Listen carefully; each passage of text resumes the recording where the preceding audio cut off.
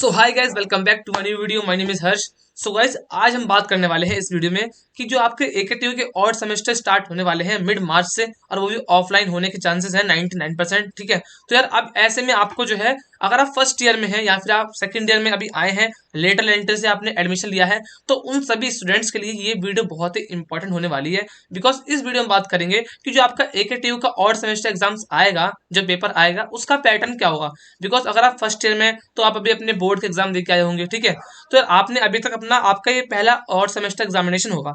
आपने अभी तक सीबीएसई के एग्जाम ही दिए हैं, और यार उसका पैटर्न बिल्कुल डिफरेंट होता है, और जो एकेटीयू है उसका पैटर्न बिल्कुल ही डिफरेंट होता है। तो यार आपका जो एग्जाम होने वाला है उसका पैटर्न क्या हो रहा है होगा। ठीक है, उसमें क्वेश्चंस कैसे आ रहे होंगे, कितने कितने यूनिट से कितने कितने क्वेश्चन आएंगे। ठीक है, तो यही सब बात करेंगे वीडियो में। लेकिन वीडियो को स्टार्ट करने से पहले आपसे रिक्वेस्ट है, वीडियो को लाइक कर देना। अगर चैनल पर नए हो तो चैनल को सब्सक्राइब भी कर लो, और जो बगल में नोटिफिकेशन बेल है उसको भी प्रेस कर दो ऑल पे, ताकि आपको जो सारे अपडेट्स हैं वो टाइम टू टाइम मिलते रहे। और वीडियो को शेयर भी कर देना अपने फर्स्ट ईयर के फ्रेंड्स के साथ, या फिर जो भी आपके लेटर एंट्री के फ्रेंड्स हैं उनके साथ। चलिए वीडियो को स्टार्ट करते हैं। ठीक है, अब देखो यार, ये आपके सामने, ये मेरे लास्ट ईयर जो मेरा फर्स्ट सेमेस्टर था, ठीक है, उसका एग्जाम पेपर है। ये हमारा है प्रोग्रामिंग फॉर प्रॉब्लम सॉल्विंग, मतलब कि पीपीएस का। ठीक है, तो जब आपका एग्जाम होगा तो आपका जो एग्जाम पेपर है वो ऐसा कुछ आएगा। ठीक है, आपके सामने यहाँ पर आपका ऊपर रोल नंबर लिखना होगा आपको, और यहाँ पर जो आपका पेपर कोड है वो लिखा होगा। ठीक है, तो ऐसा कुछ आपका एग्जामिनेशन पेपर दिखने में होगा। ये तो पीपीएस का तो एक ही पेज में आ गया। अगर बात करते हैं इलेक्ट्रिकल की, या इलेक्ट्रॉनिक्स की, या मैथमेटिक्स की, फिजिक्स की, तो ऐसे जो पेपर होते हैं ये 2 या 3 पेज में आते हैं। ठीक है, हार्डली 2 पेज में तो वो सब खत्म कर देते हैं। लेकिन पीपीएस हो गया, आपका एआई हो गया, इमर्जिंग टेक्नोलॉजी हो गया, जो छोटे मोटे पेपर होते हैं उनका जो पेपर है एक ही पेज में आ जाता है। ठीक है, अब बात करते हैं। देखो यार, आपका जो एकेटीयू का पेपर है, एकेटीयू अपने पेपर को 3 पार्ट्स में डिवाइड करता है। 3 सेक्शन कह सकते हैं, section A, section B and section C. ठीक है, अब यार इसमें से जो सेक्शन ए है वो काफी इजी होता है। बिकॉज सेक्शन ए में देखो, आपको यहाँ दिख रहा है, एक तो पहले इसमें कोई चॉइस नहीं होती है। ठीक है, तो चॉइस चॉइस की इसमें कोई संभावना नहीं है। इसमें 10 क्वेश्चन होते हैं, ए से लेकर जे तक। ठीक है, और हर क्वेश्चन 2 मार्क्स का होता है। टोटल पेपर 100 मार्क्स का होता है। उसमें से जो सेक्शन ए है वो होता है 10 क्वेश्चन का, हर क्वेश्चन 2 मार्क्स का। तो 2 × 10 = 20, मतलब कि आपका जो सेक्शन ए है वो 20 मार्क्स का होता है। ठीक है, और यार इसमें आपका स्कोर करना बहुत ही इजी होता है। लेकिन एक बात ध्यान रखने की है कि जो इसमें क्वेश्चंस आते हैं वो काफी डीप से आते हैं। मतलब कि अगर आपने कोई जो चैप्टर है वो पढ़ रखा है, ठीक है, और काफी अंदर तक अच्छे से पढ़ रखा है, मतलब ऐसा नहीं कि बस आपने ऊपर ऊपर पढ़ लिया, एग्जाम के लास्ट दिन आप इस क्वेश्चन कर लोगे, ऐसा नहीं होगा। अगर आपने क्वेश्चन पेपर जो आपका, आपके जो यूनिट है, मान लो यूनिट 1 से क्वेश्चन आए, तो देखो यार, बात बताने की ये चीज है कि सेक्शन ए में 10 क्वेश्चन होते हैं, और आपको पता होगा एक के हर सब्जेक्ट में 5 यूनिट होती हैं।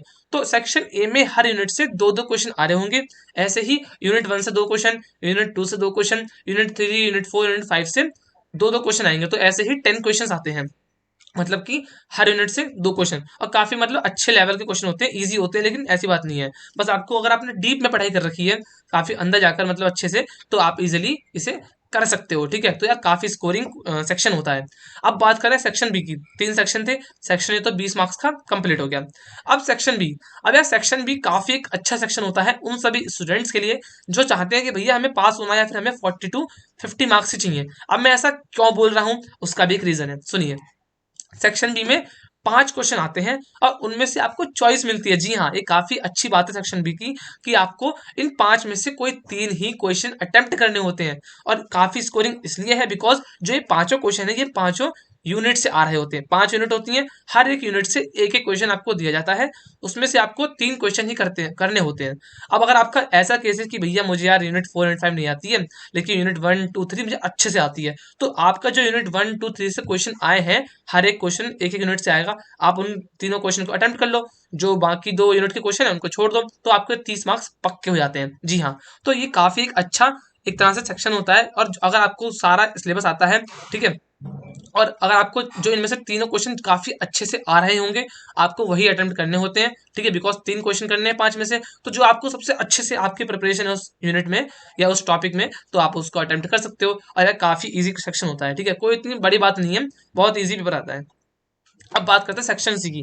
थोड़ा ये सेक्शन टफ पड़ता है, बिकॉज जिस बच्चे ने भी, अगर यूनिट कोई भी 2 यूनिट छोड़ रखी होती है, या उसने कम पढ़ाई कर रखी होती है, तो इसमें जो है क्या होता है, आपको 5 क्वेश्चन मिलते हैं। ठीक है, अब हर क्वेश्चन में आपके 2-2 पार्ट होते हैं।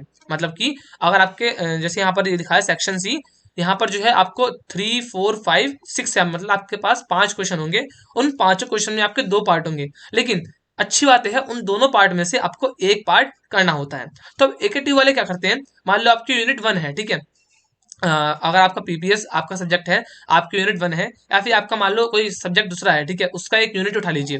तो एकेटिव वाले क्या करते हैं, वो उस यूनिट को 2 भाग में डिवाइड कर देते हैं। अब जो सेक्शन सी में क्वेश्चन आएगा वो उन दोनों पार्ट में से एक में आ सकता है, और जो क्वेश्चन है वो इस तरह से डिजाइन होता है कि आपका जो भी आपका मान लो एक क्वेश्चन है थर्ड, ठीक है, उसमें आपके 2 पार्ट दे रखे हैं, तो दोनों पार्टों में पूरी यूनिट कंप्राइज हो जाए, पूरी यूनिट इंक्लूड हो जाए, वो इस तरह से क्वेश्चन को डिजाइन करते हैं। तो अगर आपने आधी यूनिट भी पढ़ रखी होगी जो आपकी आपको हार्ड लगती है, अगर आपने आधी ही पढ़ रखी होगी, तो आप इस क्वेश्चन को डेफिनेटली अटेम्प्ट कर सकते हैं। तो थोड़ा अच्छी बात इसकी ये है, अब इसमें 5 क्वेश्चन आएंगे, हर क्वेश्चन में 2 पार्ट होंगे, उन दोनों पार्ट में से आपको मात्र एक पार्ट ही अटेम्प्ट करना होता है।